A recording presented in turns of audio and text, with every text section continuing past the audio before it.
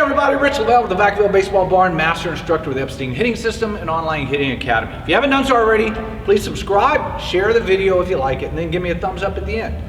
So today I wanted to cover something. I don't think I've ever really done a video like this, but it's about players that you're working with in hitting, and they come in and they say, hey coach, I'm trying this new thing, what do you think?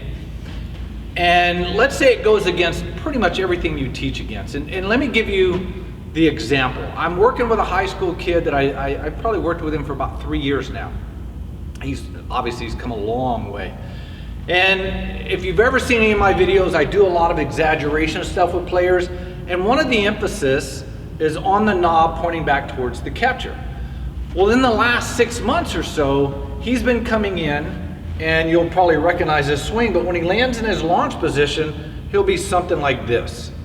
And it went a little bit here, which I got him away from, but he's getting more to a position like this, and every now and then that shoulder floats up. So we focused here. Now my emphasis today is on this area here. What is different, obviously, is we're no longer with the knob to the catcher. We look more like a Justin Turner, for an example. And you've heard me talk about that, where that's not wrong if it works for you. And that's kind of what I went with him. One, I just asked him a few questions. How's your power? How's your contact? How's your consistency? And everything's pretty much staying the same, definitely not getting worse, and maybe getting a little bit better in his contact position out by his front foot, because he feels like that he's not getting into his position, his launch position here too late to be able to make contact out in front of his front foot.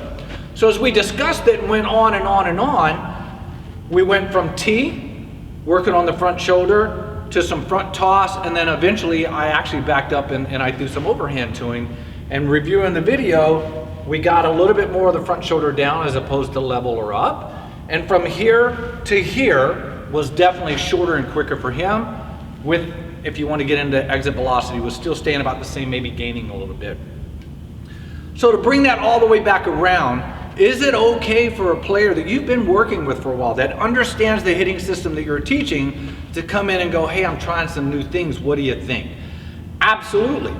That's the growth of a player. That's the growth of a hitter, that they start understanding themselves and that they start understanding the system that you're working with. What are some things that were within the parameters that we can work and then make ourselves better? If it ever starts interrupting with his consistency and power, then we have to readjust. But for now, we're staying with that and we're moving forward, and I'm just trying to tweak some other things that'll maintain that power for him. Hey, if you have any questions, leave them below, send me a message. Don't forget to give me a thumbs up if you like the video, share it with all your friends and coaches, and subscribe to the channel.